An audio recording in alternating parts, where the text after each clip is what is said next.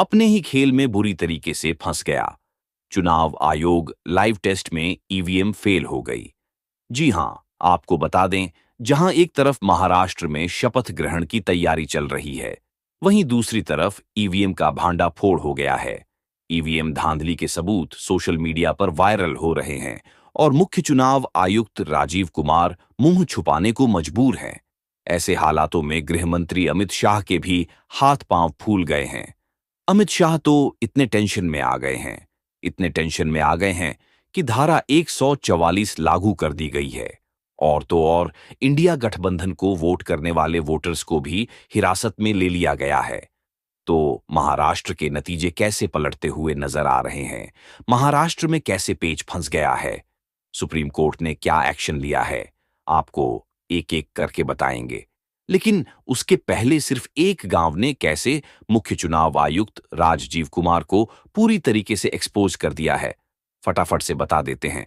सबसे पहले आप बिग ब्रेकिंग देखें, खबर आप देखें नव भारत टाइम्स की। देखिए, इसमें लिखा हुआ है कि सोलापुर के इस गांव में बैलेट पेपर से फिर वोटिंग प्रशासन ने लगाया।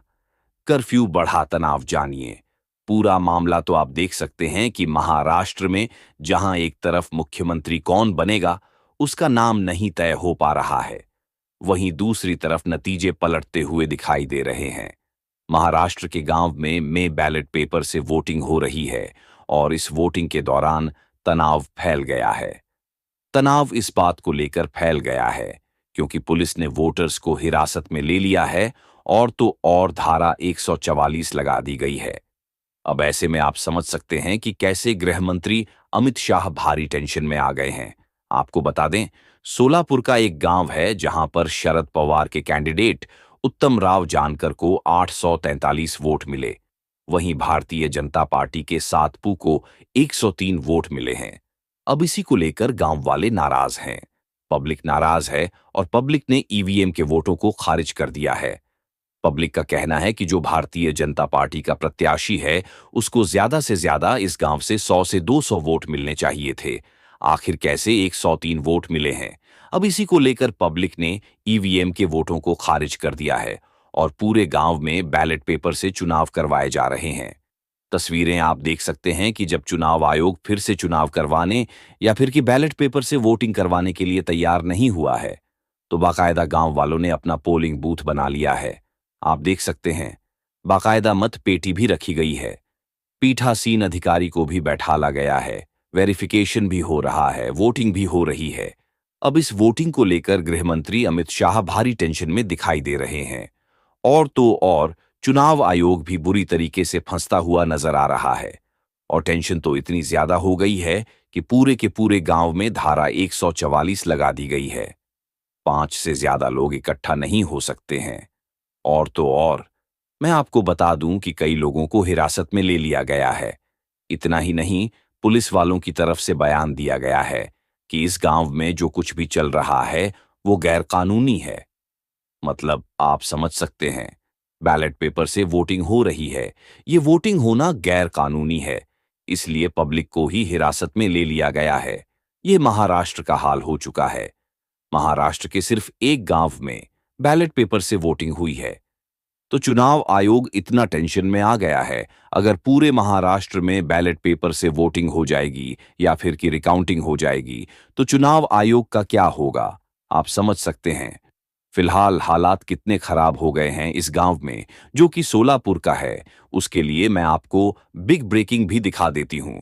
खबर आप देखिए भास्कर की, इसमें लिखा भी हुआ है कि बैलेट पेपर से वोटिंग कैंसिल, गांव वालों को ईवीएम पर शक था, साबित करने के लिए मॉक पोल वोटिंग रखी गई।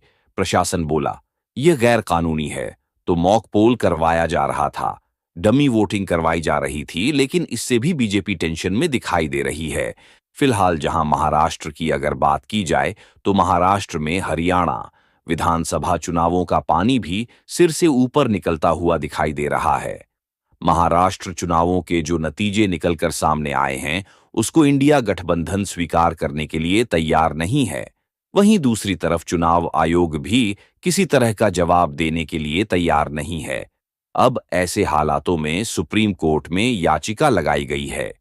सुप्रीम कोर्ट में याचिका लगाते हुए मांग की गई है कि तत्काल प्रभाव से चुनाव आयोग पर एक्शन लिया जाए। आखिर कैसे? चुनाव आयोग ने महाराष्ट्र और झारखंड के विधानसभा चुनावों में प्रत्येक पोलिंग बूथ पर वोटर्स की संख्या 1200 से 1500 कर दी है। यह समझना मुश्किल दिखाई दे रहा है।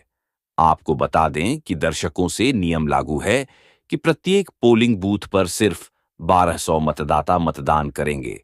लेकिन इस बार इस नियम को भी बदल दिया गया है।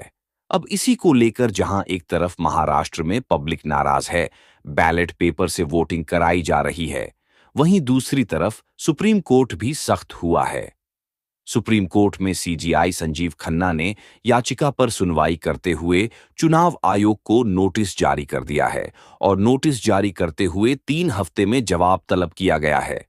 सीजीआई खन्ना ने साफ साफ कह दिया है कि अगर प्रत्येक पोलिंग बूथ पर 1200 की क्षमता है, तो आप 1500 वोटर्स से कैसे वोटिंग करवाएंगे? अब इस पर चुनाव आयोग की बोलती बंद है। चुनाव आयोग पहले तो सुप्रीम कोर्ट में जवाब नहीं दे पाया है और अब आप देख सकते हैं कि महाराष्ट्र में महज एक गांव में बैलेट पेपर से हो रही वोटिंग से चुनाव आयोग बुरी तरीके से फंस गया है। वैसे भी मैं आपको बता दूं कि महाराष्ट्र में सिर्फ एक गांव की बात नहीं है। कई गांवों से खबरें निकलकर सामने आई है कि ईवीएम से धान हुई है, वोटों की चोरी हुई है। खबरें तो यहां तक मौजूद हैं कि पूरे के पूरे गांव में कांग्रेस को 0 वोट मिला है। खबरें यहां तक मौजूद हैं कि प्रत्याशी को उसी के परिवार का वोट नहीं मिला है। और तो और आलम तो यहां तक हो चुका है कि एक गांव में कुल वोट मौजूद है 312, लेकिन काउंटिंग 624 की हो गई है। अब ऐसे हालातों में आप समझ सकते हैं कि कैसे चुनाव आयोग बुरी तरीके से फंसता हुआ नजर आ रहा है। पर फिलहाल मैं आपको बता दूं कि महाराष्ट्र के चुनावों में 11 उम्मीदवारों ने लगभग 66 लाख चुनाव आयोग को जमा कर दिया है और रिकाउंटिंग की डिमांड की है। लेकिन चुनाव आयोग है कि रिकाउंटिंग के लिए तैयार नहीं है। चुनाव आयोग का कहना है कि हम रिकाउंटिंग नहीं करेंगे और रिकाउंटिंग तो तभी होगी जब हमें कोर्ट आदेश देगा।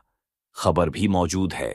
खबर में आप देख सकते हैं, इसमें साफ लिखा हुआ है कि no counting of VVPAT slips will be do so only if court on order नहीं करेगा, तब तक हम बीवी पैट की स्लिप्स की काउंटिंग ना करेंगे और ना ही महाराष्ट्र के चुनावों में किसी भी सीट पर रीकाउंटिंग होगी।